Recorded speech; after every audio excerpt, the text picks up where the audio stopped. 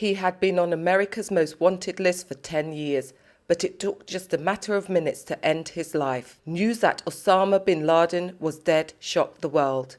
He was an icon to many, but to millions, he'd become a figure of hate.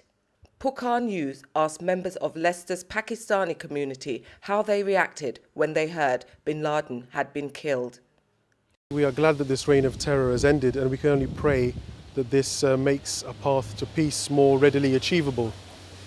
But the question we have to ask ourselves is that although Osama bin Laden is dead, whether the ideology that he championed has also died. Unfortunately, the answer to this question has to be no, because the whole situation is bigger than just one person. If the concept of a violent jihad, killing thousands of people in the name of Islam, had also died with him, then we would all be rejoicing. However, I fear that there are many individuals, misguided individuals, who may be politically motivated and who would be happy to step into his shoes. My immediate reaction was, yes, they've got rid of someone they were looking for a long time, but does that solve anything?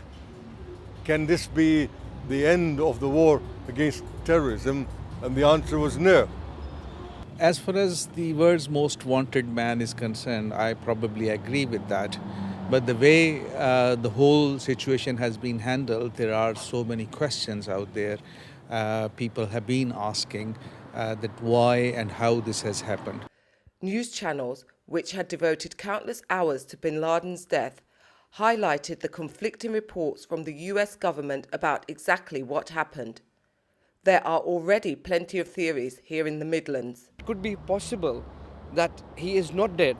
He is maybe taken over for more interrogation and everything by the authorities in the US. But obviously the only way to calm the world down and not, and to basically stop any kidnapping or hijacking happening is to basically say that he is dead and the case is closed, the file is closed. He was the leader of Al-Qaeda and inspired others to carry out deadly terrorist atrocities. So was he really an Islamic leader? Osama bin Laden had nothing to do with Islam. Islam is a religion of peace. Islam is a religion of tolerance. The Quran very clearly says that killing of any innocent life, not just Muslims, any innocent life, any life for that matter, is like killing the whole humanity. It's very clearly written there. So taking Quranic ayats out of context and using them for your purpose and then calling it Islam, I'm afraid, is not my idea of Islam. I certainly do not consider Osama bin Laden to have been an Islamic leader. As far as an Islamic leader goes, no, he is not an Islamic leader because you have to have some aspects of Islam with your own character. But if the very basis of your philosophy is completely opposite to what Islam teaches, then I don't feel that any type of Islamic leader would be accepted. And ultimately, you have to say that the Holy Prophet, peace be upon him, taught a complete opposite to what Osama bin Laden stood for. And I am sure that if the Holy Prophet, peace be upon him, was here, he would have absolutely and unequivocally dissociated himself from everything that Osama bin Laden stood for. Osama bin Laden is hated by a lot of people in the world, including some Muslims.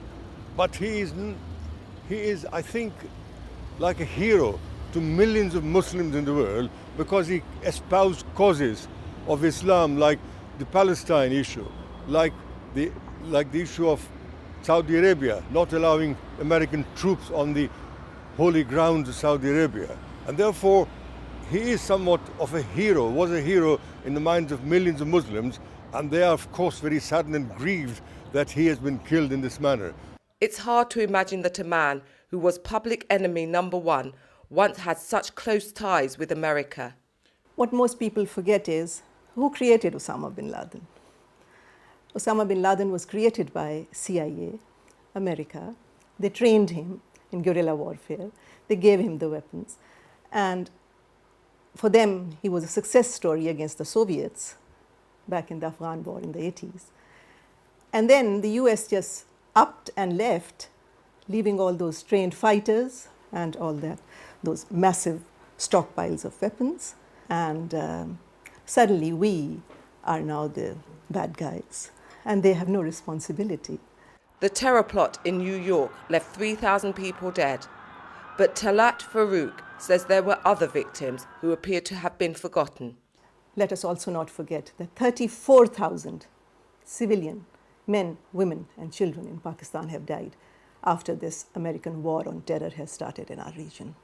And this is the civilian people I'm talking about. I'm not talking about 3,000 to 4,000 army men who've been killed or 2,000 to 3,000 policemen that have died. So while, yes, remember 9/11, but please also remember our sacrifices.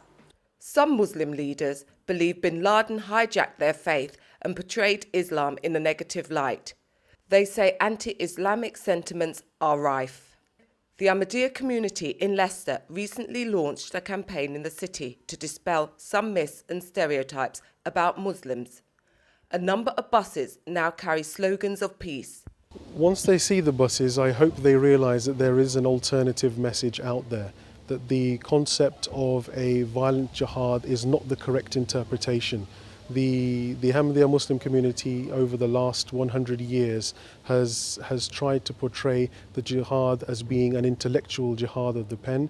Jihad in itself means to struggle or to strive, and the greatest jihad that a person can undertake is the struggle to overcome their own weaknesses and their own